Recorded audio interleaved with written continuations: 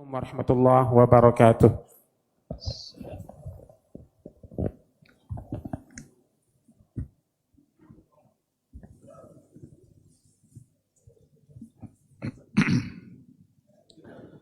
Bismillahirrahmanirrahim. Assalamualaikum warahmatullahi wabarakatuh. Innal hamdalillah nahmaduhu wa nasta'inuhu wa nastaghfiruh wa na'udzu billahi min shururi anfusina wa min sayyiati a'malina. May yahdihillahu fala mudhillalah wa may yudlilhu fala hadiyalah. Asyhadu an la ilaha illallah wahdahu la syarikalah wa asyhadu anna Muhammadan abduhu wa rasuluhu la nabiyya wa la rasula ba'dah. Ikhwati fillah, hadirin hadirat kaum muslimin dan muslimat yang dimuliakan Allah. Mari kita awali kajian kita dengan bersyukur dan memuji Allah Subhanahu wa taala. Alhamdulillah, pada malam hari ini kita kembali dipertemukan oleh Allah Subhanahu wa taala di tempat yang paling mulia, dan untuk tujuan mentaati Allah Azza wa Jalla. Khairu biqa'il ardi masajiduha. Tempat yang paling baik di muka bumi Allah ini adalah masjidnya. Dan kegiatan yang paling dicintai oleh Rasulnya adalah al-mudarasah wal mudzakarah. Berarti kita sekarang berada dalam dua hal yang terbaik. Berada pada tempat yang terbaik yang dicintai Allah, berada pada kegiatan yang paling dicintai oleh Rasulullah sallallahu alaihi wasallam. Mudah-mudahan dengan keberadaannya kita di dua kegiatan yang baik itu, dua hal yang baik itu, mudah-mudahan kita benar-benar mendapatkan cinta dari Allah Subhanahu wa taala. Kita berharap mudah-mudahan Allah senantiasa memudahkan kita untuk hadir di majelis-majelis ilmu, majelis yang mudah-mudahan itulah wasilah, jalan untuk mendapatkan kemuliaan kita di sisi Allah Azza wa Jalla. Ikhwati fillah, kepada Nabi kita yang mulia kita berikan pula salawat dan salam. Mudah-mudahan kita semakin mencintainya, mudah-mudahan kita semakin merindukannya. Beliau telah terbukti mencintai kita. Beliau telah membuktikan juga kalau dia sangat merindukan kita. Tinggal lagi kita yang harus mampu pula untuk membuktikan cinta kita kepada beliau. Andaikan cinta kita diterima, maka kita akan selamat insya Allah di hari mahsyar. Mencintai Nabi, mencintai apa yang beliau suka, membenci apa yang beliau benci. Jangan sampai kita membenci hal yang beliau suka, atau justru sebaliknya kita sangat menyukai hal-hal yang dia benci. Kalau itu yang terjadi, berarti cinta kita dusta, cinta kita bohong. Kemari sama-sama kita cintai sunnahnya. Apa yang beliau ajarkan, apa yang beliau anjurkan, itulah jalan selamat. Dan jangan coba-coba mencari jalan lain selain daripada yang telah beliau ajarkan. Mudah-mudahan semua kita dimudahkan oleh Allah untuk setia berada di atas sunnahnya, dan mudah-mudahan di hari mahsyar Allah izinkan pula kita untuk mendapatkan syafaat dari beliau. Tidak akan ada orang yang bisa memberikan syafaat kecuali yang diizinkan Allah, dan tidak ada pula yang akan bisa mendapatkan syafaat kecuali juga yang diizinkan oleh Allah Subhanahu wa taala. Ikhwati fillah, ma'asyiral hadirin wal hadirat, rahimani Allah wa iyyakum. Malam hari ini kita tidak menyambung kajian kitab kita Manazil al-A'immatil Arba'ah, tetapi kita akan mencoba melihat sebesar apa kemuliaan yang ada di dalam Ramadan. Walaupun kita tidak akan mampu untuk mengungkapkan kebesarannya, karena semua yang disampaikan itu pasti akan Ramadan itu akan lebih besar dari apa yang disampaikan. Keagungannya, keistimewaannya, kemuliaannya, itulah yang ingin diberikan oleh Allah melalui Ramadan kepada hambanya. Dan dalam Al-Quran, motivasi yang datang dari bahasa Al-Quran sendiri untuk menggambarkan betapa agungnya Ramadan itu adalah dengan kata ayyaman ma'dudat. Ya ayyuhalladzina amanu kutiba alaikumusiyam kama kutiba alal ladzina min qablikum la'allakum tattaqun. Ayyaman ma'dudat. Hai orang-orang beriman, diwajibkan bagi kalian untuk berpuasa sebagaimana juga telah diwajibkan kepada orang-orang yang sebelum kalian. Mudah-mudahan semua kalian bisa menjadi orang bertakwa. Ayyaman ma'dudat. Hanya beberapa hari. Ini yang penggalan ayat ini yang akan kita coba tadabburi insyaallah pada malam hari ini. Dan dari situ mudah-mudahan nanti kita dapat melihat atau memahami kemuliaan dan keagungan Ramadan. Ada beberapa hal yang bisa kita ambil pelajaran dari kata ayyaman ma'dudat. Yang pertama sekali adalah bahwa di dalam kata ayyaman ma'dudat, di situ tergambar kasih sayang Allah kepada hambanya. Karena banyak bahasan-bahasan oleh para ulama, mereka beri judul diantaranya begini, Dalailur Rahmah fi ayatis siyam. Tanda-tanda kasih sayang Allah dalam ayat puasa. Banyak sekali. Di antaranya sebelum kita masuk pada ayyam ma'dudat, di antara tanda kasih sayang Allah itu ketika Allah memanggil dengan bahasa yang paling mulia.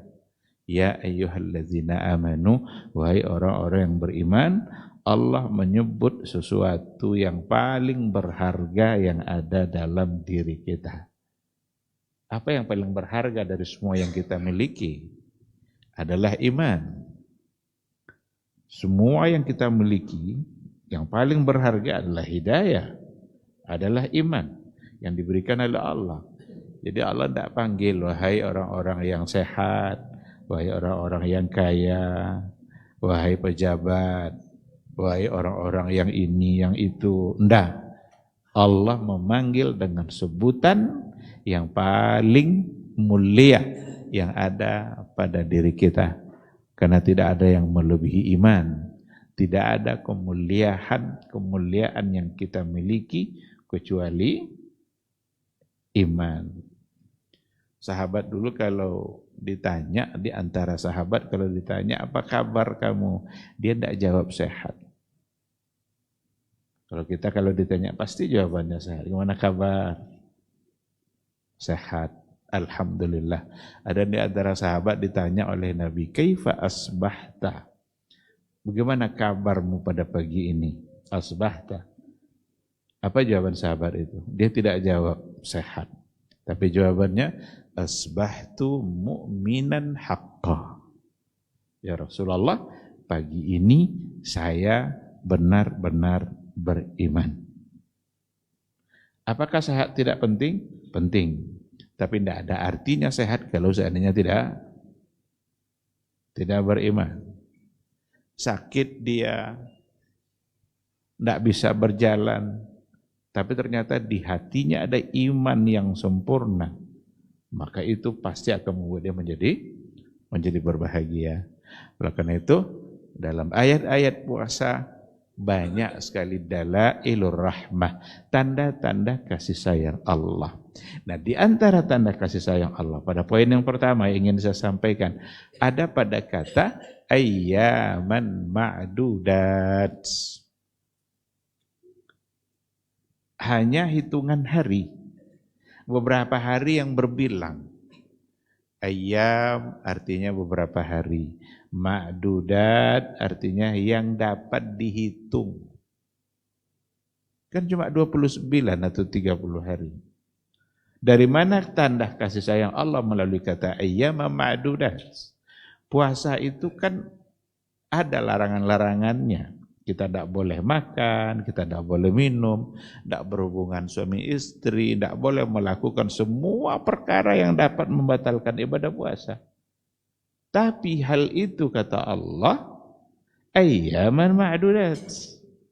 Kehidupan kalian mungkin berbeda dengan hari-hari yang sebelumnya. Hari yang sebelumnya pagi sudah sarapan, siangnya sudah makan. Kadang antara makan dengan makan ada makan lagi. Jadi antara makan dengan makan, ada snacknya, ada makan lagi. Coba kalau orang buat acara kegiatan, umpamanya daurah umpamanya, makan, antara makan dan makan, ada kopinya. Berarti makan lagi. Tapi selama Ramadan itu semua tidak dibolehkan. Namun ketiadaan itu hanya ayyam ma'dudat. Itu hanya beberapa hari saja. Tidak lama kok. Tidak sepanjang tahun kalian disuruh seperti itu. Hanya 30 hari, hanya 29 hari. Sesuai dengan ketentuan hilal. Yang terlihatkah atau tidak. Maka yang pertama sekali, itu sesungguhnya adalah bentuk dari kasih sayang Allah. Allah uji kita dengan hal yang sangat sederhana. Dan Allah tidak pernah menguji hambanya melebihi dari batas kemampuannya. Justru kalau kita tengok semua bentuk kewajiban-kewajiban yang datang dari Allah yang namanya kewajiban, itu pasti hanya ringan bahkan melebihi kewajiban yang ditetapkan oleh manusia. Coba umpamanya sholat. Dari 24 jam waktu kewajiban sholat kita. Kira-kira berapa menit yang kita gunakan untuk sholat? Dari 24 jam. Kita punya 24 jam nih. Yang wajib itu cuma 5 waktu. Andaikan sekali waktu itu 10 menit, berarti kan cuma 50 menit, tidak sampai 1 jam. Dan kita punya waktu 24 jam. Beratkah? Tidak. Sangat ringan. Maka dulu ketika perintah sholat itu awalnya 50, kan Nabi Musa ketemu dengan Nabi Muhammad sallallahu alaihi wasallam. Apa yang kamu dapatkan dari Rabbmu, wahai Muhammad? Kewajiban sholat 50. Tidak mungkin, kata Nabi Musa. Tolong balik lagi, enggak mampu kamu mengerjakan. Kami yang besar-besar, yang kuat-kuat saja enggak mampu mengerjakan. Balik, bolak-balik sampai pada akhirnya tinggal 5. Dikurangi kerjanya, tapi pahalanya tetap untuk yang semula. Jadi awalnya 50, pahalanya 50 juga. Sekarang dikurangi jadi 5, tapi pahalanya tetap 50. Karena al-hasanatu bi asyri amsalihha. Satu kebaikan sama atau dilipat gandakan menjadi 10. Kalau 5 kali 10 maka 50. Dikurangi kerjanya tetapi gajinya tetap sama. Mau enggak seperti itu? Sangat mau. Itu kemuliaan. Bahkan itu kemuliaan yang hanya ada pada umat Nabi Muhammad sallallahu alaihi wasallam. Sangat ringan sekali. Coba kalau zakat. Apakah kewajiban zakat itu memberatkan? Sama sekali tidak. Berapa ukuran zakat yang wajib kita keluarkan? Kan rata-rata 2,5%. Andai kan kita punya uang 1 miliar, berapa 2,5%-nya? 25 juta. Coba 1 miliar yang wajib dikeluarkan cuma 25 juta. Berapa sisanya? 975 juta. Kalau ada 100 juta, 2,5 juta, tinggal 97,5 juta. Beratkah? Sama sekali tidak. Karena memang Allah itu tidak ingin memberatkan. Coba kalau pajak, ada yang 10%, ada yang 15%. Jauh lebih berat. Aturan yang dibuat manusia jauh lebih memberatkan dari aturan yang dibuat oleh Allah Subhanahu wa taala.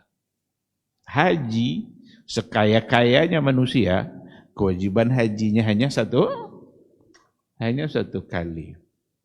Dulu ketika di hadapan sahabat, Rasul mengatakan, "Wahai para sahabatku, hajilah kalian." Apa kata sahabat itu?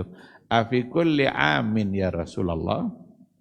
Apakah setiap tahun harus kami kerjakan, wahai Rasul? Waktu itu Nabi belum menjawab.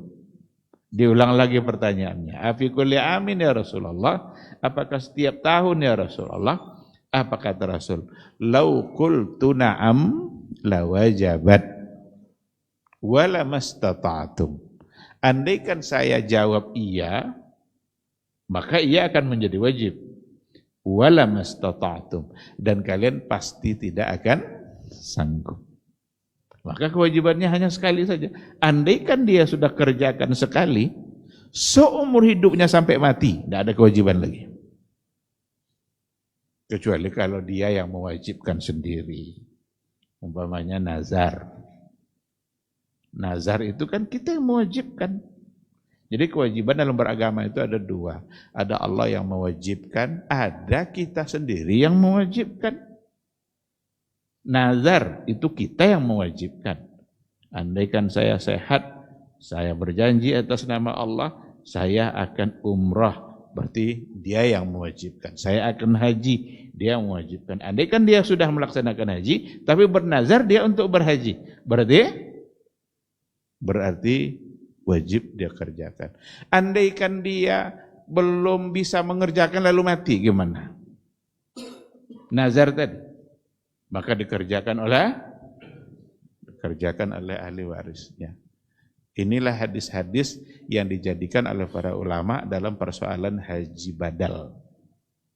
Jika ada ya Rasulullah, bapak saya pernah bernazar untuk haji, tapi dia belum menunaikannya dan dia sudah wafat. Afa aqdi anha, karena ibunya, apakah saya harus menghajikannya? Dia kan ini pertanyaan.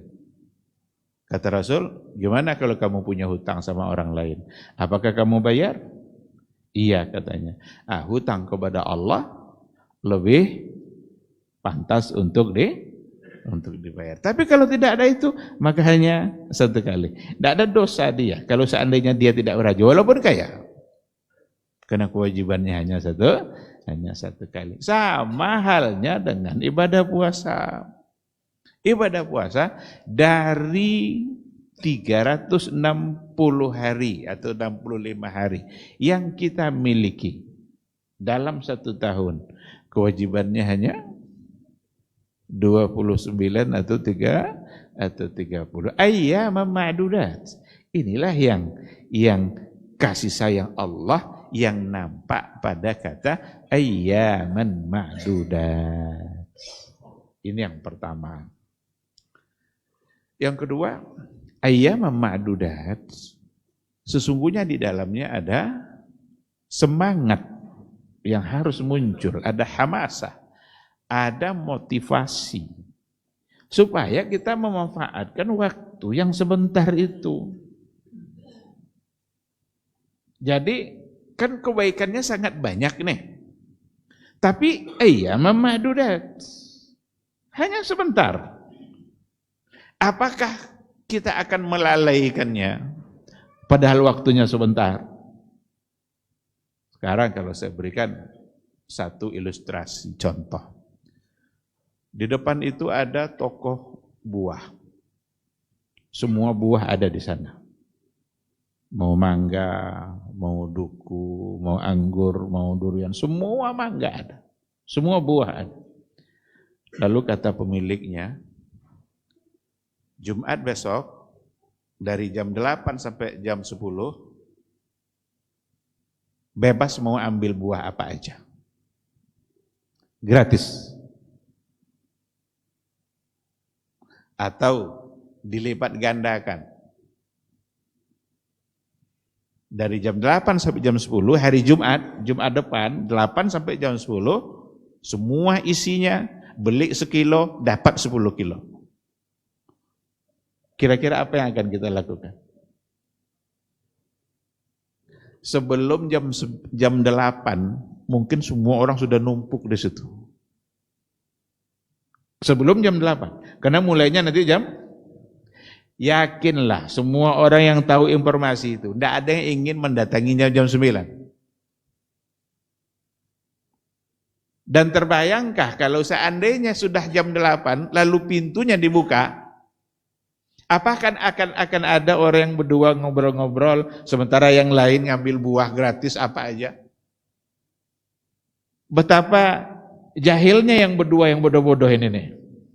Orang sibuk untuk memetik atau mengambil semua, sementara dia sibuk menghabiskan waktunya untuk tidak mendapatkan apapun. Dan karena waktunya terbatas sampai jam 10, tidak akan ada orang yang melalaikannya. Ini ilustrasi.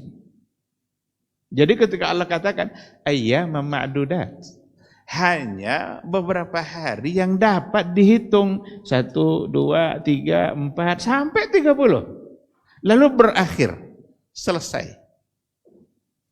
Maka tadi saya katakan kata ayyam ma'dudat yang ada dalam Al-Quranul Karim sesungguhnya adalah itu memberikan semangat. Allah ingin menggali semangat hambanya supaya dia memanfaatkan waktu. Karena tidak lama. Apa yang akan kita dapatkan selama bulan Ramadan itu waktunya terbatas. Karena waktunya terbatas, betapa ruginya kita kalau seandainya ternyata kita melalaikan atau kita tidak mendapatkan kebaikan apapun. Atau jangan-jangan sudah hampir habis baru kita tersadar. Oh, ternyata kita berada dalam bulan yang istimewa. Ternyata kita berada dalam bulan yang penuh dengan keberkahan. Ternyata kita berada dalam semua pintu-pintu kebaikan. Rasul sendiri yang memberikan kabar baik itu kepada para sahabatnya. Pada saat Ramadan itu datang, Rasul sendiri yang memberikan kabar. Qad ja'akum syahrul Ramadan, syahrul mubarak. Sungguh telah datang kepada kalian bulan Ramadan, bulan yang diberkahi. Bulan yang diberkahi. Siapa yang memberkahinya? Yang memberkahinya adalah Allah Subhanahu wa taala. Oleh karena itu, semua kebaikan yang ada di dalamnya itu kebaikan yang diberkahi oleh Allah dan di situ adalah musimut ta'ah. Ini adalah musim di mana memang ketaatan itu dihargai lebih. Bebannya sedikit tetapi yang didapatkan banyak. Itu ciri-ciri musim. Itu ciri-ciri dari musim. Karena musim apa aja itu selalu begitu. Bebannya sedikit tapi yang didapat banyak. Coba kalau musim rambutan. Uangnya segitu juga tapi yang dapat banyak. Beda nanti ketika dia tidak musim. Kalau langka rambutan, mungkin seikat itu bisa 20.000. Tapi kalau musim 20.000 dapat 3 ikat. Andaikan tidak musim buah anggur, andaikan tidak musim buah anggur, itu mungkin bisa 1 kilo itu bisa 80.000, 70.000. Tapi kalau musim persediaannya banyak, uang yang segitu bisa mendapatkan banyak, berlipat-lipat. Ketika dikatakan musim ta'ah, musim ketaatan, karena memang ketaatan itu dilipat gandakan oleh Allah Subhanahu wa taala. Yang beban yang kita berikan sama, tetapi yang kita dapatkan adalah lebih daripada hari-hari yang lain. Pahala yang didapatkan pahala yang berlipat ganda semuanya. Bahkan kata Allah Subhanahu wa taala, as-siyamu li wa ana ajzi bihi. Puasa itu khusus saya yang menentukan. Puasa itu pahalanya itu di luar hitungan-hitungan kebaikan yang lain. Pahala itu li, untuk saya. Artinya apa? Bukan berarti sholat bukan untuk Allah. Bukan berarti bacaan Quran bukan untuk Allah. Bukan berarti ibadah lain bukan untuk Allah. Tapi ketika Allah khususkan as-siyamu li, puasa itu untuk saya. Saya yang menentukan seberapa kalian akan mendapatkannya. Itu sesungguhnya adalah menunjukkan kemuliaannya, dan itu hanya dalam ayyamam ma'dudat, hari-hari yang dapat dihitung atau hari-hari yang berbilang, jumlahnya sangat sedikit. Satu ketika Abu Umamah Al-Bahili itu datang menemui Nabi.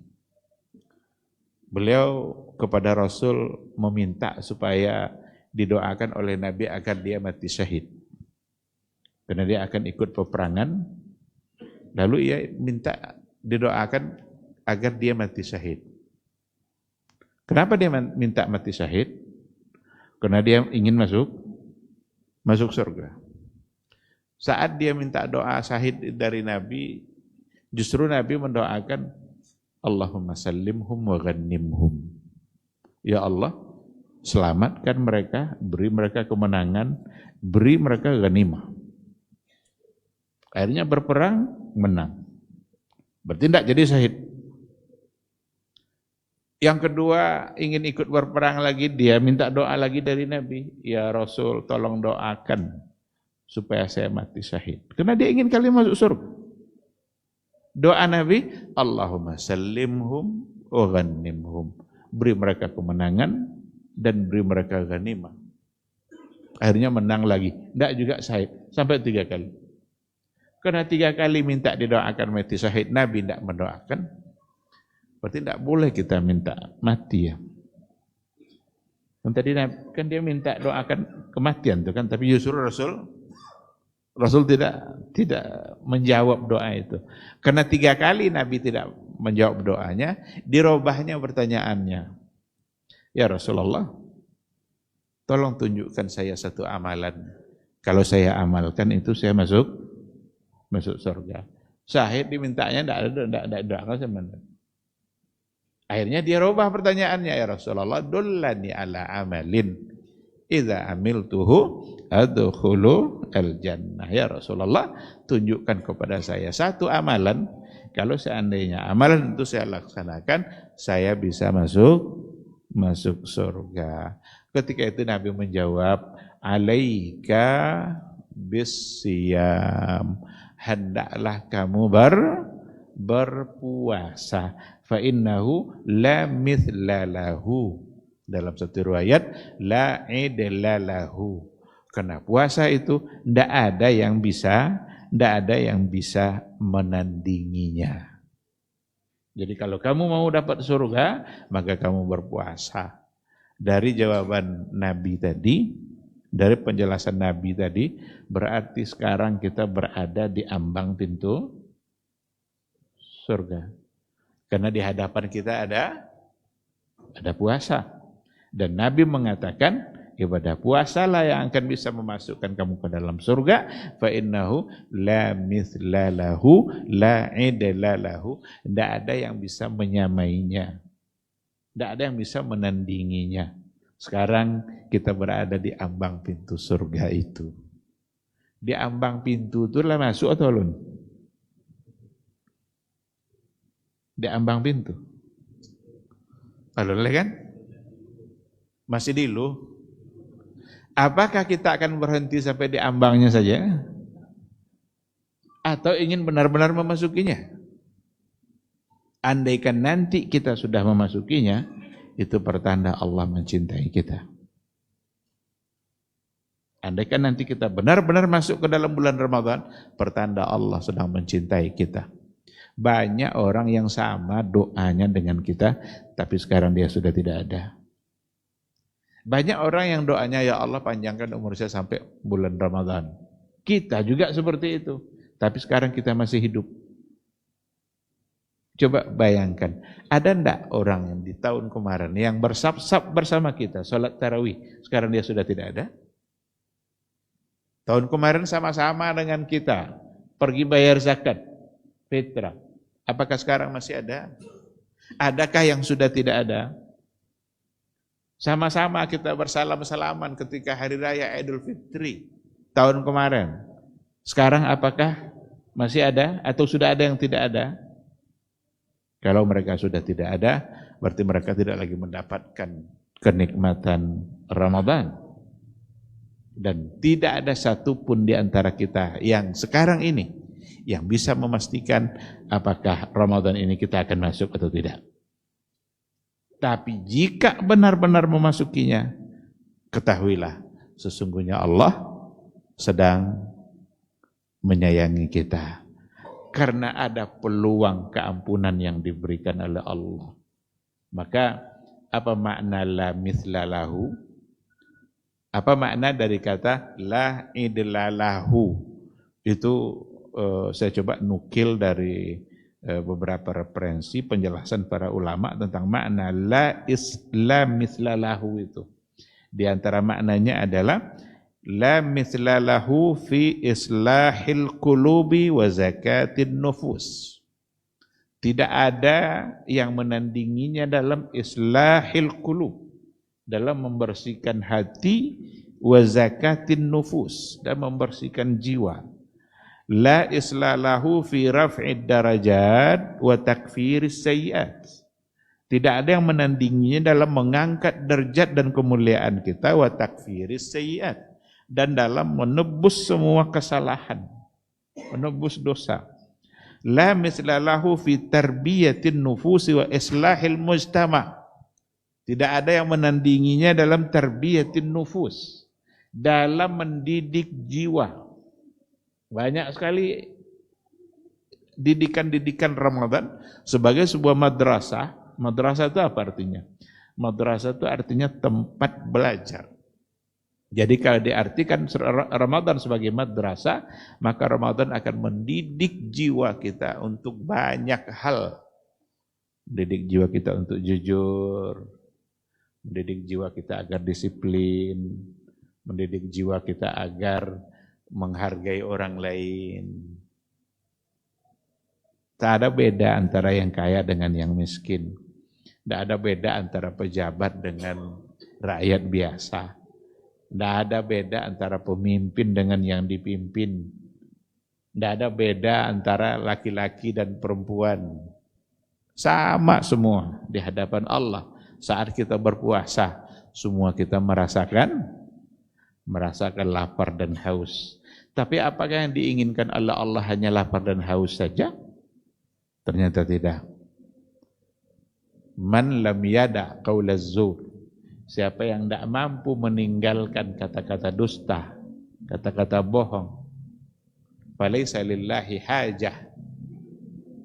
Enggak ada hajat Allah, enggak ada Allah butuh kepada dia meninggalkan lapar makan minumnya sehingga dia lapar dan haus. Enggak butuh Allah sama lapar dan haus kita.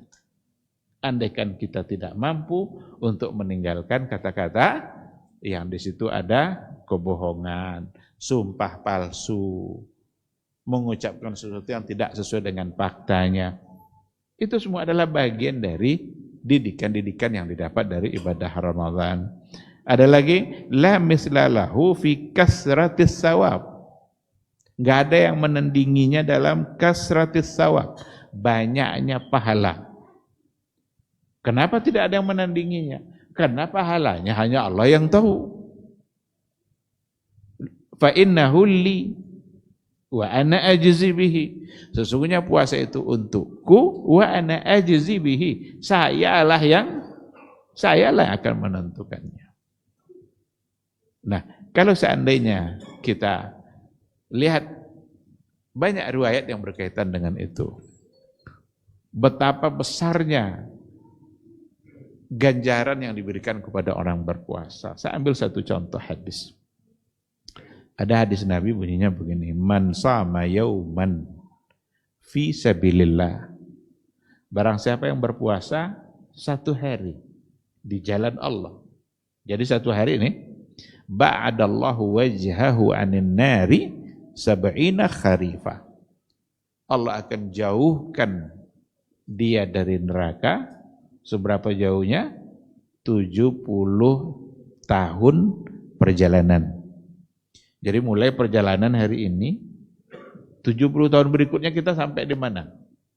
Dan di situ tidak disebutkan, ini perjalanannya jalan kaki kah? Pakai kendaraan kah? Tapi intinya menunjukkan kita akan dijauhkan dari nerakanya Allah. Anggap saja, umpamanya pakai kereta umpamanya. Jalan 70 tahun. Sampai mana orang? Mulai gini Tengok 70 tahun berikutnya sampai di mana? Allah jauhkan kita dari nerakanya sejauh 70 tahun. 70 tahun perjalanan itu satu hari. Ramadan berapa hari? 30 atau 29. Kalau sehari puasa kita dijauhkan dari nerakanya Allah sejauh 70 tahun perjalanan. Kalau sebulan berarti ibadah Ramadan benar-benar akan menjauhkan kita dari nerakanya Allah. Pantaslah Allah jawab pertanyaannya Abu Umamah Al-Bahili, saya ingin masuk surga ya Rasulullah, doakan saya syahid. Nabi tidak doakan syahid. Tapi ketika diminta apa amal yang bisa saya kerjakan agar masuk surga, yang ditunjukkan Nabi adalah as-siyam, adalah dengan berpuasa. Karena sehari puasa saja bisa menjauhkan kita dari nerakanya Allah sejauh 70 tahun perjalanan. Jadi la mislalahu fi kasratis thawab wa la mislalahu fi tahqiqit taqwa. Tidak ada yang bisa menyamainya di dalam mewujudkan nilai-nilai ketakwaan. Masuk waktu Isya, kita jawab dulu suara azan insyaallah.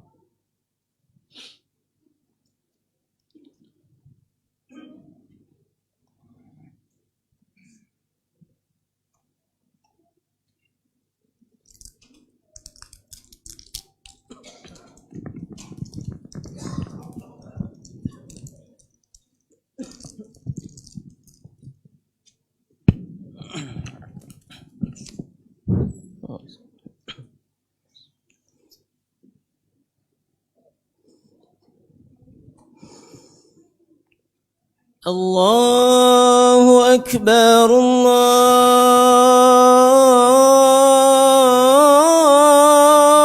الله أكبر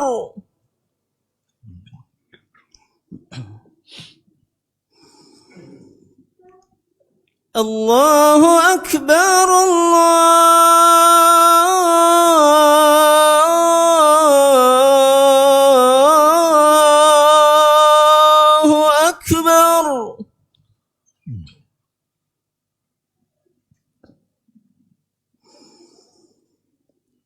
أشهد أن لا إله إلا الله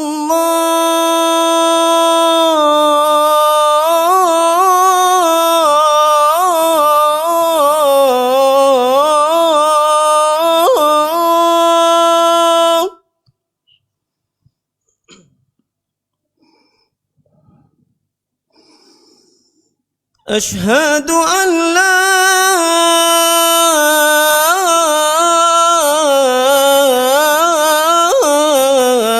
إله إلا الله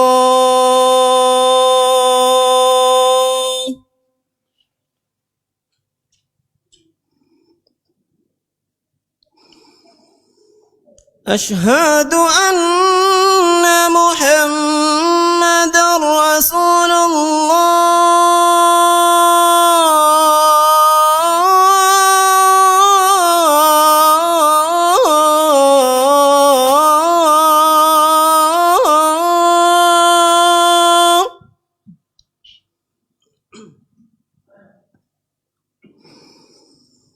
أشهد أن محمدا رسول الله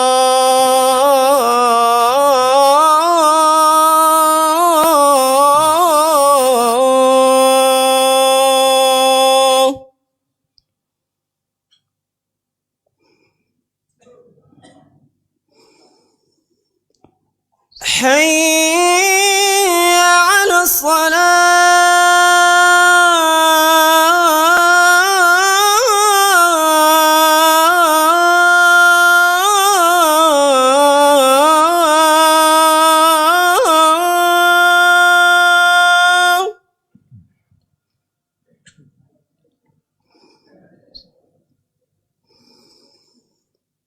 حي على الصلاة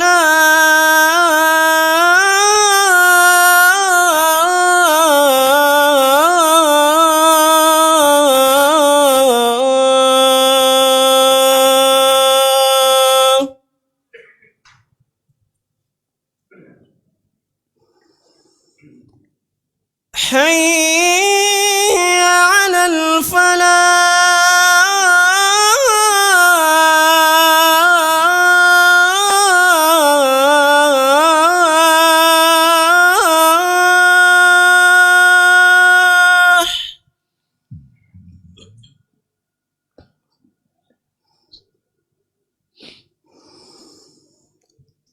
حي على الفلاح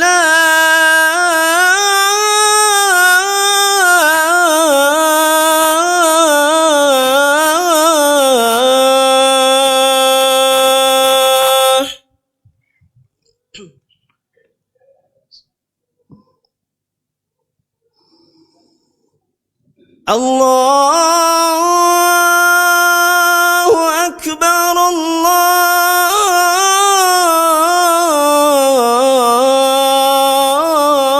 الله أكبر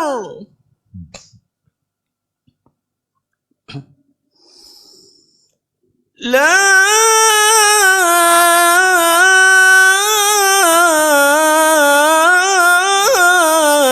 إله إلا الله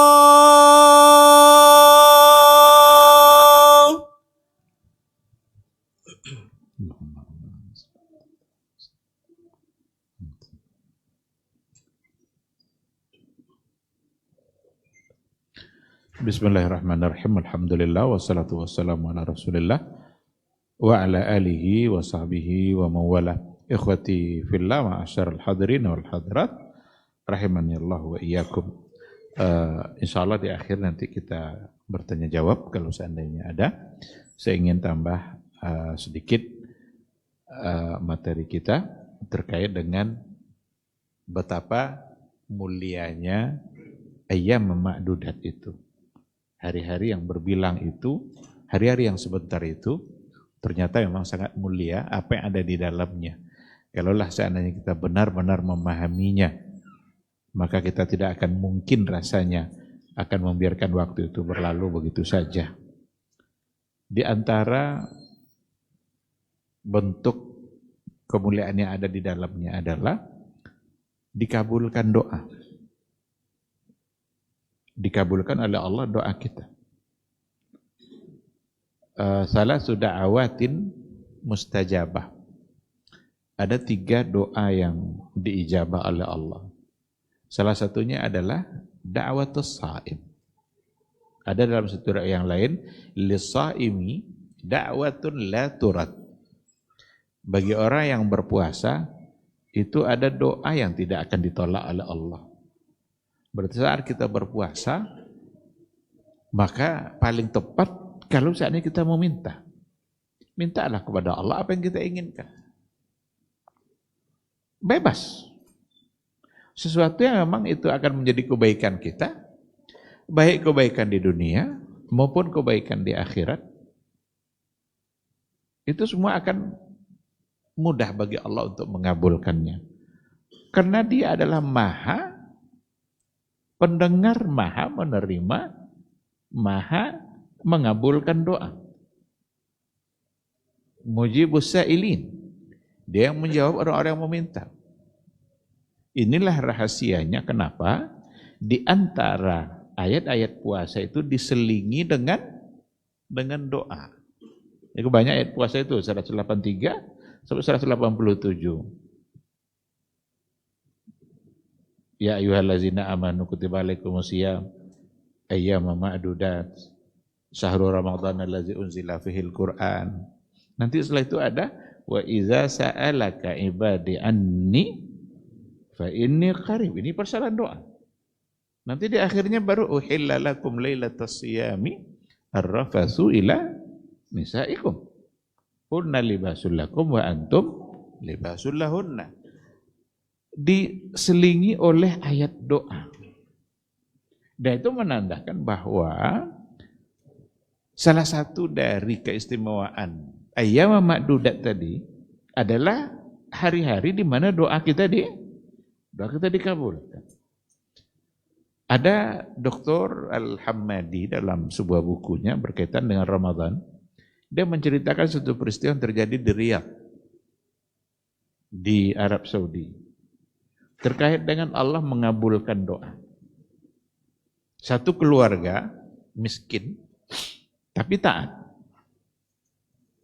Dalam bulan Ramadan, sang istri berdoa. Apa doanya? Ya Allah, berikan kami rumah yang mewah di depan sungai. Ini di Riyadh tuh, di Arab Saudi. Ya Allah, bayi kami mancak tepi sungai. Anaknya mengaminkan. Suaminya boleh jojo kau ni. Dah biawak di Arab Saudi kan ya. Dah biawak di Arab depan sungai lah ni mana sungainya. Kalau mancak okey lah, banyak mancak, tapi depan sungai. Apa kata istrinya? Saya tidak mau tahu. Yang saya tahu hanyalah wa qala rabbukum ud'uni astajib lakum. Yang saya ingat hanyalah firman Allah. Rabb kamu berkata, ud'uni, berdoalah kepada saya, astajib lakum. Saya akan kabulkan. Itu tentunya. Besok berdoa lagi, ya Allah, beri kami rumah mewah di depannya ada sungai. Tidak ada air yang mengalir. Karena air yang mengalir itu memang simbol dari keistimewaan. Cuma kalau ada air terjun, itu dikunjungi orang tuh. Kan itu simbol dari keindahan. Ada air yang mengalir. Sungai pun disifati dalam Al-Quran kan seperti itu. Jannatin tajri min tahtiha al-anhar. Surga-surga yang di bawahnya mengalir sungai. Itu simbol dari keindahan. Lah selesai puasa. Mana tidak aku dunia. Iya laki tadi. Ndak antun dah nyebilo dikabul Allah Ta'ala. Yang penting saya berdoa. Ternyata Allah mengabulkan. Ada orang kaya. Ini cerita Dr. Hammadi dalam bukunya. Itu wakil, itu terjadi.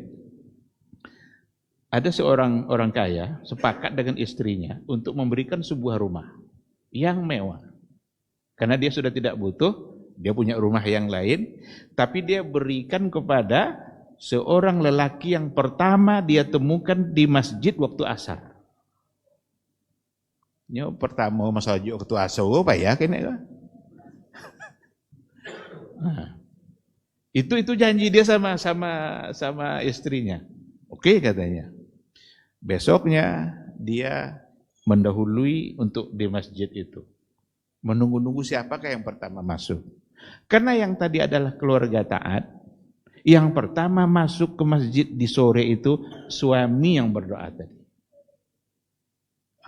Nampak dia, berarti inilah calon yang akan mendapatkan rumah. Ditemuinya.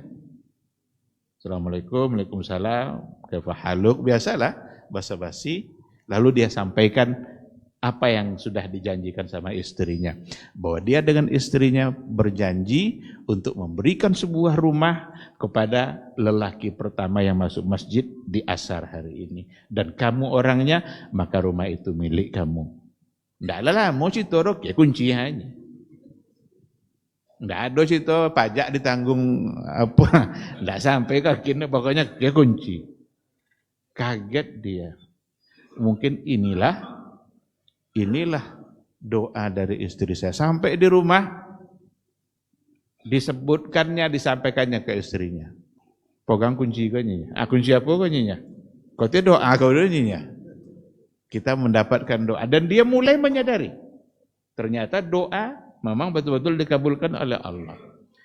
Ketika mereka menempati rumah, dia tengok sama istrinya, tidak ada sungai rumahnya. Kan doanya apa? Rumah mewah di depan sungai. Komplain dia. Yang saya minta adalah rumah mewah depan sungai. Tapi yang ditengok ternyata tidak ada sungai. Diteleponnya lah seorang syekh yang ada di Riyadh. Assalamualaikum syekh, waalaikumsalam. Saya kemarin berdoa kepada Allah agar diberikan rumah mewah di depan sungai. Tapi sekarang rumahnya sudah saya dapatkan, tapi tidak di depan sungai. Komplain dia ke syekh itu. Syekh nanya, coba kamu tengok depan rumah kamu itu apa? Ditengoknya, ada masjid katanya. Syekh tadi seorang yang alim, langsung teringat dia dengan sebuah hadis Nabi. Apa hadis Nabi bunyinya? Siapa yang kalau seandainya 5 kali pergi ke sungai, lalu dia mandi, apakah masih tersisa kotoran di badannya? Sahabat bilang enggak. Itulah perumpamaan orang yang pergi 5 kali ke masjid. Kata syekh itu, sesungguhnya masjid yang depan rumah kamu itu adalah sungai yang akan membersihkan dosa suamimu. Baru dia, berarti sudah maka tinggal yakin saja. Ud'uni astajib lakum. Berdoalah kepada saya pasti akan kabulkan. Dan Rasul mengatakan, lisaimi da'watun la turad. Orang berpuasa itu ada doa yang tidak ditolak oleh Allah Subhanahu wa taala. Bukankah ini nikmat yang besar? Dan itu ayyam ma'dudat. Itu hanya dalam waktu yang berbilang, hanya terhitung beberapa hari saja. Maka kata ayyam ma'dudat, itu semua adalah menjadi motivasi, pemberi semangat yang datang dari Allah sendiri agar kita benar-benar memanfaatkan waktu kita selama bulan puasa, dan diantaranya adalah untuk berdoa. Mintalah apa yang mau kita minta. Yang jelas jangan meminta sesuatu jika memang bukan untuk hal yang bermanfaat. Untuk dunia bolehkah? Boleh. Ada orang ingin buka bisnis, ya Allah, lancarkan bisnis saya. Boleh? Boleh. Karena kalau dia berbisnis atas nama Allah, dimulai dengan bismillah, lalu nanti lancar dan mendapatkan rezeki, dia bisa berzakat. Karena dia membawa nama Allah di awal usahanya. Tidak ada masalah kita minta dunia kita. Kan Rabbana atina fid dunya hasanah wa fil akhirati hasanah. Jadi ada dunia, ada akhirat. Tapi intinya ada pada hasanah. Asal itu adalah baik. Maka inilah kenikmatan yang luar biasa. Yang kalau seandainya nanti benar-benar kita memasukinya, dan ini adalah kesempatan untuk banyak berdoa. Maka ada banyak ibadah selain daripada doa. Karena doa itu adalah bagian dari ibadah. Tapi ada semua bentuk ibadah yang lain itu akan menjadi menjadi kebun yang sangat indah yang buahnya tinggal kita petik. Saya ingin akhiri dengan bukan kisah, tapi Rasulullah SAW di hadapan sahabat, dia bertanya, siapa di antara kalian yang hari ini berpuasa? Yang menjawab adalah Abu Bakar. Saya ya Rasulullah. Siapa di antara kalian yang hari ini bersedekah? Saya ya Rasulullah. Siapa di antara kalian yang hari ini menjenguk orang yang sakit? Saya ya Rasulullah. Disebut oleh Nabi berbagai macam kebaikan dan yang menjawabnya pertama adalah Abu Bakar. Lalu apa kata Rasul? Abu Bakar akan masuk surga dari pintu mana saja dia inginkan. Kenapa dari pintu mana saja dia inginkan? Karena semua pintu-pintu tadi itu dia yang mendahului. Ramadan bulan di mana dibuka pintu tadi. Bukankah Rasul dalam hadisnya mengatakan, Futihat abwabul jannah. Dibukalah pintu-pintu surga, dibuka pintu-pintu kebaikan. Maka nama pintu surga itu nama-nama kebaikan tadi. Ada babu sedekah, ada babu taubah, ada babu rayyan untuk orang yang berpuasa, ada babu silaturahim. Itu semua menjadi pintu-pintu yang terbuka. Karena Nabi yang mengatakan, sekarang tentukan pilihan, kita mau masuk surga dari pintu mana. Andaikan kita mau masuk surga dari semua pintu,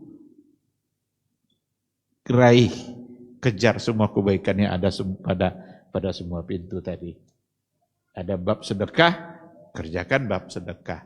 Ada bab puasa, jelas ini sebagai yang utama. Ada bab taubah, melaksanakan taubat itu sendiri.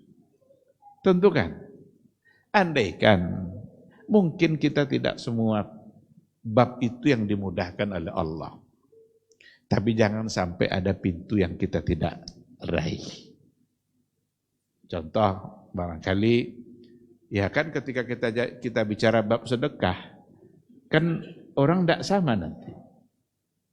Ada orang yang memang dimudahkan oleh Allah untuk bersedekah. Tapi ada orang yang untuk berbuka malam tu je tak jadi, bukan makan. Apa kan dia sedekah? Andaikan satu pintu ini dia tidak dapatkan, tidakkah dia akan mendapatkan pintu yang lain? Dan tidak ada orang di dunia ini yang semuanya hanya kekurangan, tidak ada. Tapi ketika Allah kurangkan dari sisi ini, nanti Allah lebihkan dari sisi yang lain.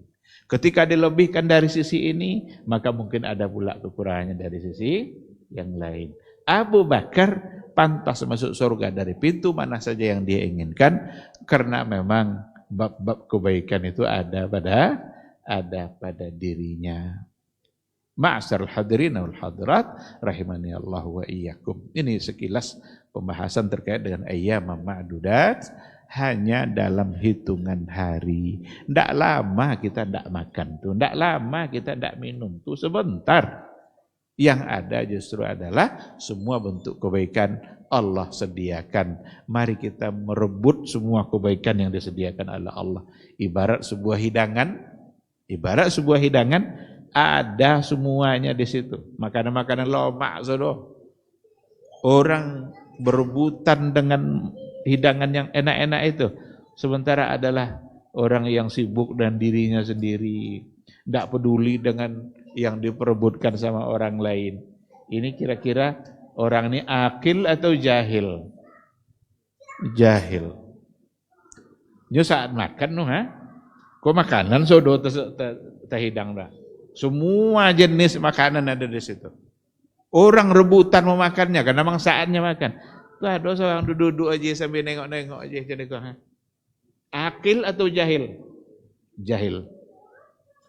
Dia bukan akil. Karena kalau dia akil, orang yang cerdas, orang kuat imannya, maka dia pasti akan ikut untuk menikmati hidangan yang sedang tersedia. Hidangan itulah nanti yang akan dibawa oleh Ramadan. Maka dalam sebuah buku diistilahkan juga Ramadan itu dhaifun mudhif. Dhaifun, dia tamu tapi mudhif, tapi dia yang menjamu. Dia tamu, dia yang membawa. Inyo nan datang, inyo nan mambu. Biasa kalau awak datang ndak, awak ambo, awak mau binena dua meja orang tu. Sekarang ndak. Dia datang, deketoknya pintu rumah kita, lalu dihidangkannya. Ini makanan untuk kamu. Apakah akan kita nikmati dalam hari-hari yang berbilang? Ataukah kita akan sibuk dengan tidur, sibuk dengan HP kita, sibuk dengan urusan dunia kita, sibuk dengan televisi, sementara orang lain berebut terus untuk mendapatkan hidangan-hidangan yang tersedia. Jangan sampai lakayong hidangan du bau tak sadar. Tapi dalam ibadah Ramadan tidak akan kering dia, tapi masanya habis bisa. Masanya habis berarti Ramadan sudah berakhir. Tapi selagi ada Ramadan tidak akan ada istilah kering. Ada terus, tapi waktunya bisa berakhir. Saya kira ini yang bisa saya sampaikan, mudah-mudahan bermanfaat. Kita akhiri dengan bertanya jawab kalau seandainya ada pertanyaan yang mau disampaikan. Jika ada. Sebentar. Ya, betul.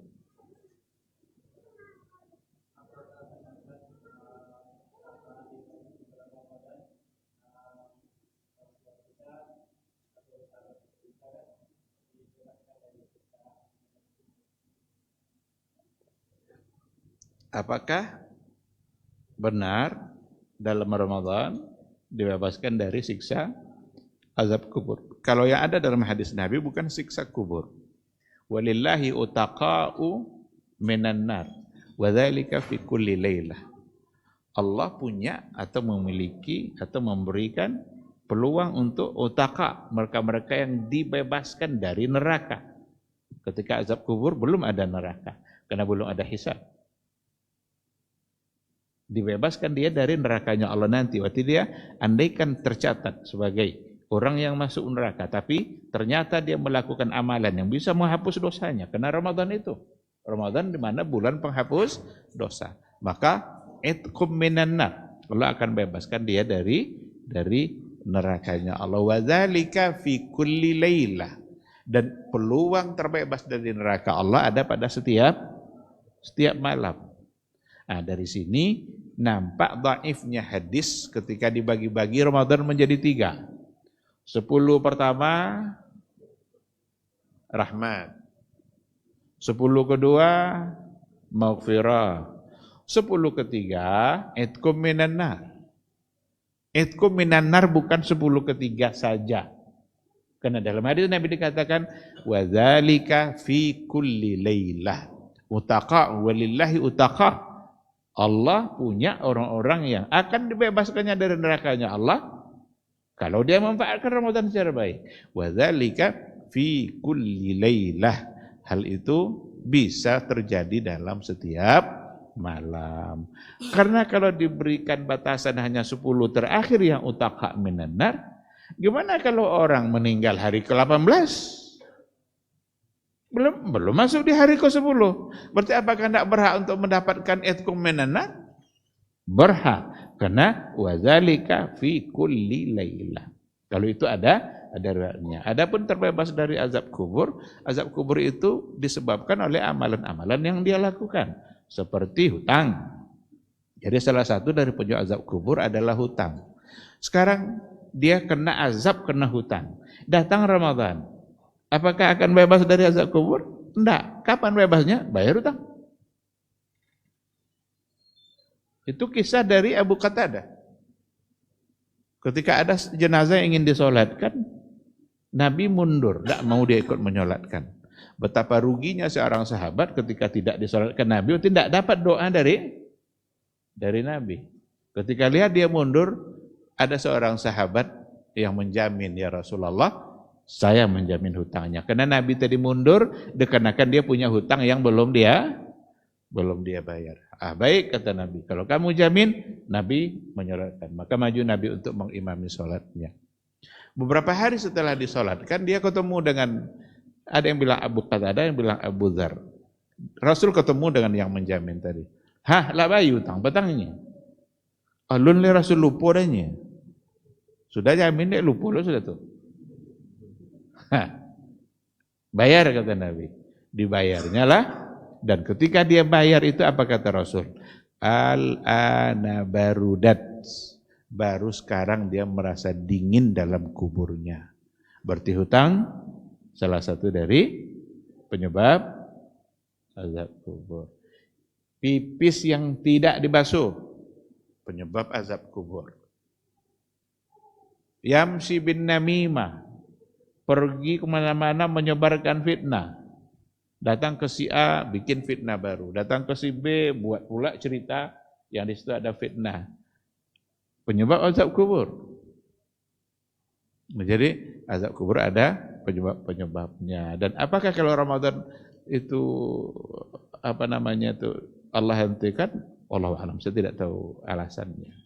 Entah kalau ada keluarga yang berdoa lalu dikabulkan oleh Allah atau hutangnya dibayar, kalau itu bisa karena berdasarkan kepada hadis yang datang dari Rasulullah sallallahu alaihi wasallam.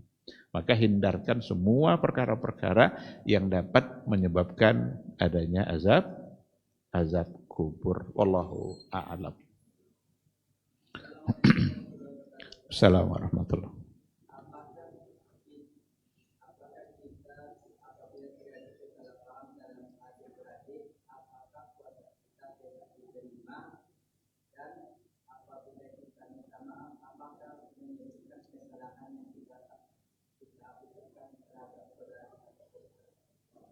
Iya. Ada nanti persoalannya apakah amalnya diterima atau diampuni Allah. Itu dua hal yang berbeda. Karena dalam hadis dikatakan pada pertengahan Sya'ban itu Allah yattali'u ala qulubi ibadih. Allah menatap hati-hati hambanya dan Allah memberikan keampunan kepada mereka. Kecuali dua. Siapa yang dua yang tidak diampuni itu? Illa limusyrikin au musahin. Dua hal yang tidak diberikan keampunan oleh Allah. Pertama, yang pelaku syirik. Orang-orang melakukan perbuatan yang di dalamnya ada kesyirikan. Itu tidak diampuni oleh Allah. Musahin. Apa itu musahin? Yang ada di hatinya syahna. Apa itu syahna? Permusuhan, dendam dengan saudaranya. Saudara di sini bisa saudara kandung, bisa dengan saudara yang tidak sekandung. Karena banyak saudara-saudara yang lain yang tidak ada hubungan keluarga, tapi bisa yang sama keluarga. Jadi kalau seandainya dia bermusuhan, tidak saling memaafkan, berarti Allah tidak memberikan keampunan di malam itu. Ini persiapan sebenarnya ini untuk memasuki Ramadan.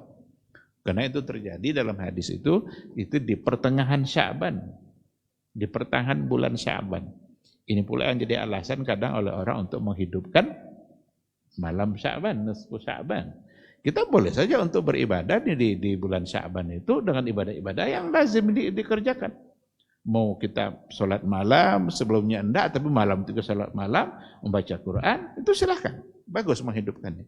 Yang terlarang itu adalah membuatkan ibadah-ibadah khusus sehingga itu yang dijadikan patokan. Umpamanya di malam tuh mesti kita baca Yasin 10 kali umpamanya. Tapi kalau orang menghidupkan malam tuh baca Quran, nanti dia tahajud, bagus. Yang tidak boleh adalah menghidupkannya sebagai sebuah bentuk amal-amal tertentu. Nanti zikirnya mesti 1000 kali umpamanya. Itu tidak dianjurkan karena tidak dicontohkan oleh Rasulullah sallallahu alaihi wasallam.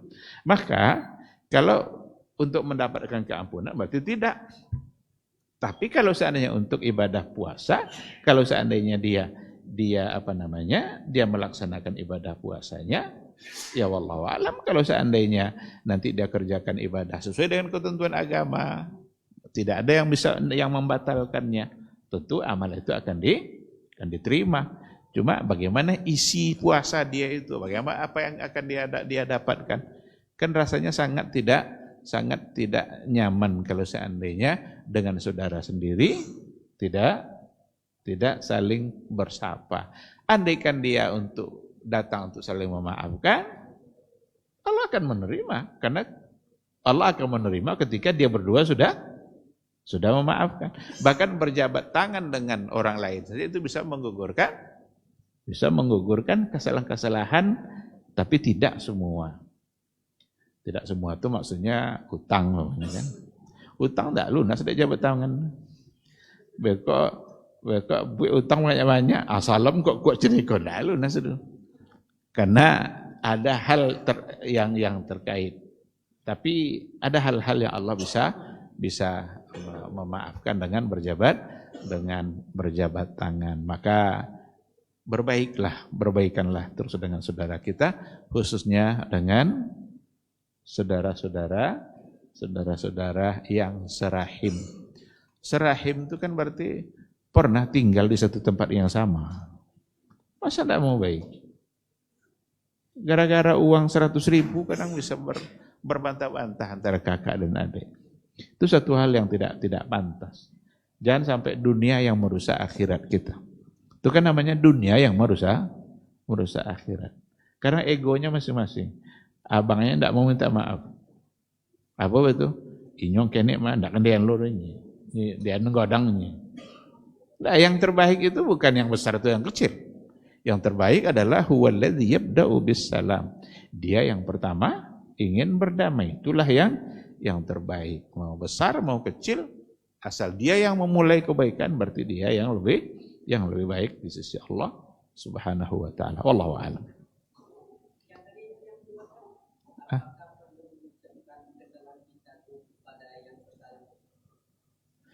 Tidak mesti diucapkan satu persatu. Kalau disebutkan tentu bagus. Tapi kalau sabu icik-icik maafkan ya, cek 2, 3. Enggak lo kan sampai jadi itu udah kan. Sekarang dia datang minta maaf secara umum. Dia yang menerima, kalau seandainya dia sudah memaafkan, alhamdulillah. Jangan sampai iyalah padahal hatinya enggak. Berarti dianya yang salah. Karena ada orang sudah minta maaf tapi yang ini tidak mau memaafkan. Itu sudah urusan dia. Yang minta maaf dia sudah menyampaikan keinginannya untuk dimaafkan. Andaikan ada hal-hal yang memang tak cukup oleh lisan saja. Mungkin perlu untuk ditegaskan lebih jauh. Kalau Nabi dulu kan cara meminta maafnya ada hal-hal yang disampaikan oleh Nabi, tolong maafkan semua kesalahan saya. Kan Nabi bilang umum, dan sahabat iya kan, kecuali satu. Satu itu siapa nama sahabat itu? Dibilangnya, saya ya Rasulullah ingin balas dendam. Saya tidak bisa memaafkan. Iyalah kata Nabi, sahabat sudah mulai sama agak merasa ini sama yang tadi kan, masa sama Nabi aja tidak mau. Dulu kamu pernah memukul saya. Dibilangnya gitu. Dan saya ingin minta balas. Turun Nabi dari mimbarnya, balaslah katanya. Kemudian kata sahabat tadi, dulu saya kena pukul saya tidak pakai baju. Tidak pakai baju. Saya sekarang ingin juga kamu tidak pakai baju. Setelah apa? Setelah dibukanya Nabi itu dibukanya bajunya, kemudian dia peluk Nabi. Saya sungguh tidak ingin memukul kamu ya Rasulullah. Tapi saya ingin jasad saya sudah menyentuh jasad kamu untuk tidak disentuh oleh nerakanya Allah Subhanahu wa taala. Jadi dia ternyata bukan ingin memukul Nabi, cuma dia ingin menyentuhkan badannya supaya kena kepada badan Nabi. Tidak mungkinlah sahabat ingin memukul Nabi. Begitu cara Nabi untuk meminta agar semua selesai dengan sahabat-sahabatnya. Jadi awalnya Nabi sebutkan secara umum. Tapi ketika ada yang tidak bisa, baru dia sampaikan. Nah, jadi gitu juga ketemu dengan dia, sampaikan aja semua kesalahan saya tolong maafkan. Tapi kalau ada yang tidak, dia mesti komplain. Dia yang menyatakannya. Wallahu a'lam. Silakan.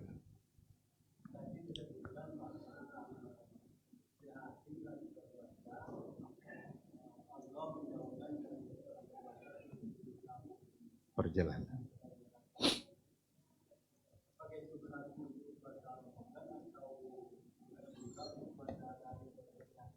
Iya. Di hadis itu tidak disebutkan puasa apanya. Yang jelas kata Nabi, man shama yauman. Berarti itu bersifat umum. Kalau datang secara umum, berarti bisa dalam bentuk puasa wajib, bisa dalam bentuk puasa sunnah. Tapi intinya fisabilillah, benar-benar di jalan Allah, karena Allah, bukan untuk hal-hal yang lain. Maka bisa masuk padanya yang sunat kah atau yang wajib. Allahu a'lam. Ada lagi? Nah, fadhal.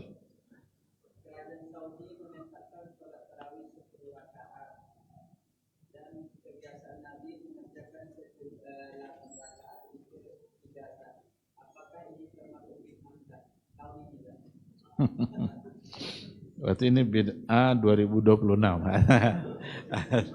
atau bid'ah 40 berapa sekarang? 47 atau 46 juga.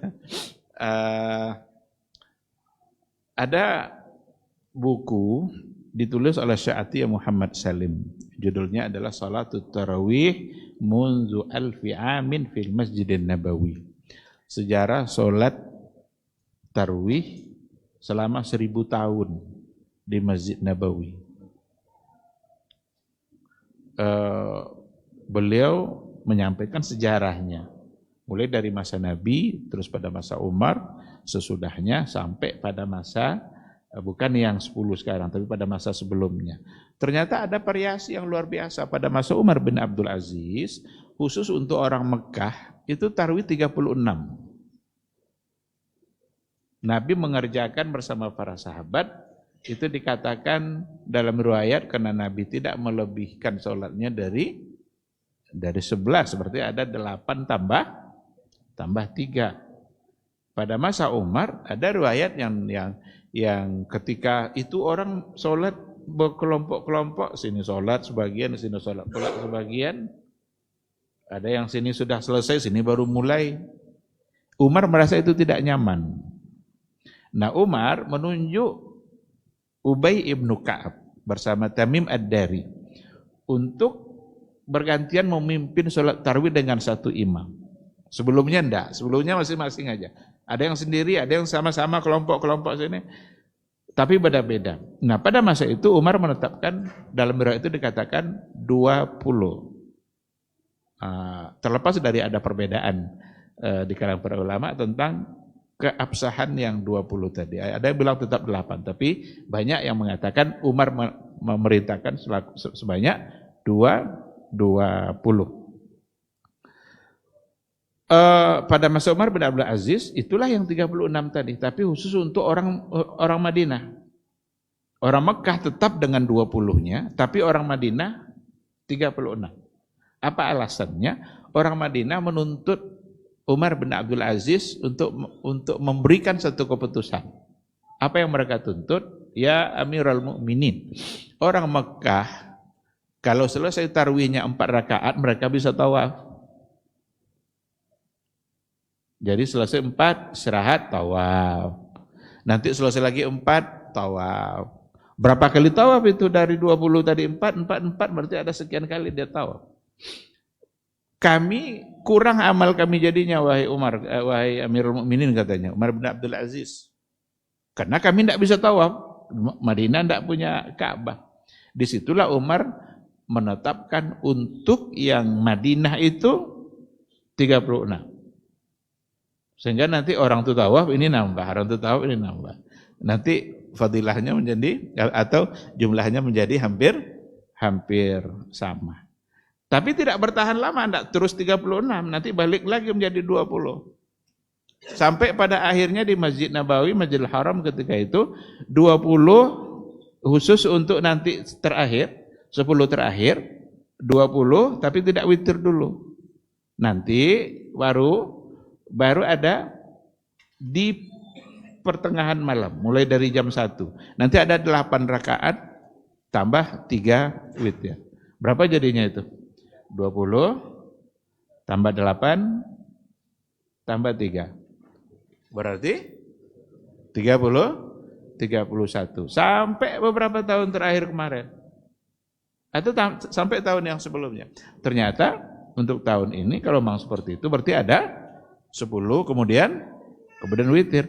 Barangkali nanti akan ada lagi itu. Apakah 10 terakhir akan tetap 10 itu aja? Atau 10 terakhir akan ada nanti amal yang lain. Jadi ada sejarah yang memang bervariasi. Mengambil keumuman hadis, ada hadis Nabi bunyinya begini, salatul laili masna masna. Salat malam itu 2. Di situ hanya dikatakan 2. Ada hadis Nabi lain, man qama ramadhana imanan wahtisaban ghufira lahu ma taqaddama min dzambi. Barang siapa yang menghidupkan malam dengan iman dan ihtisab, diampuni dosanya. Menghidupkan malam di sini ada enggak batasannya? Tidak ada. Yang 2 itu cara pelaksanaannya juga tidak dengan membatasi. Meskipun ada hadis Nabi mengatakan bahwa dia kalau salat malam tidak melebihi dari 11, tapi kalau digabungkan hadis-hadis yang lain, apa di antara hadisnya? Tidaklah Nabi itu tidur kecuali sebelumnya dia sholat sekian rakaat. Apakah sholat ini bagian dari yang 11 tadi? Atau tidak? Jadi tidaklah Nabi itu pergi ke tempat tidurnya kecuali dia sholat dulu beberapa rakaat. Nah, beberapa rakaat ini apakah sudah masih menjadi bagian dari yang 11 tadi atau ini lain lagi? Kalau memang ini lain lagi berarti tidak 11. Inilah yang diramu oleh Umar Ibn Khattab itu sehingga dia tetapkan 20. Nah, oleh karena itu ketika mereka menetapkan itu kita tidak mesti membantah-bantah di sini. Itu keputusan yang mereka ambil. Yang barangkali keputusannya tidak mungkin ditetapkan oleh raja kecuali kalau urusan agama ditetapkan oleh para ulama. Kalau ditetapkan oleh para ulama berarti mereka beristihad. Beristihad bisa dapat 1, bisa dapat 2. Kalau benar dapat 2, kalau salah dapat 1. Nah, maka dalam menyikapinya saya kira ya tidak mesti kita hubung-hubungkan ini bid'ah abad sekian. Kecuali bagi orang-orang memang dari dulu memang membenci Arab Saudi terus. Itu akan keluar kata-kata seperti itu. Sekarang ada isi mereka untuk Masjidin Nabawi. Coba baca, kalau betul lah tadi itu ada. Apa alasan mereka? Kenapa itu ditetapkan? Ada enggak kira-kira? Kalau memang hanya segitu, Umar bin Abdul Aziz 36. Terus mau kita katakan apa terhadap Umar bin Abdul Aziz?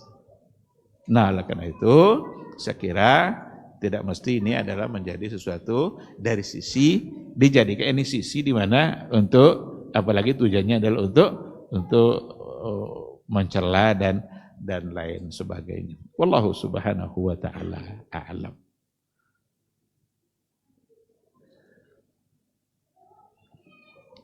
Ada lagi? Baik, kalau tidak ada saya kira kita cukupkan sampai di sini kajian kita malam hari ini. Mudah-mudahan umur kita dipanjangkan Allah masuk bulan Ramadan dan diberikannya kesehatan serta diberikannya semangat untuk memanfaatkan waktu-waktu selama bulan Ramadan dan semoga Allah menerima semua amal kebaikan kita. Terima kasih. Subhanakallahumma wa bihamdika asyhadu an la ilaha illa anta astaghfiruka wa atubu ilaik. Wassalamualaikum warahmatullahi wabarakatuh. Baba TV Sunnah, belajar agama baru alim.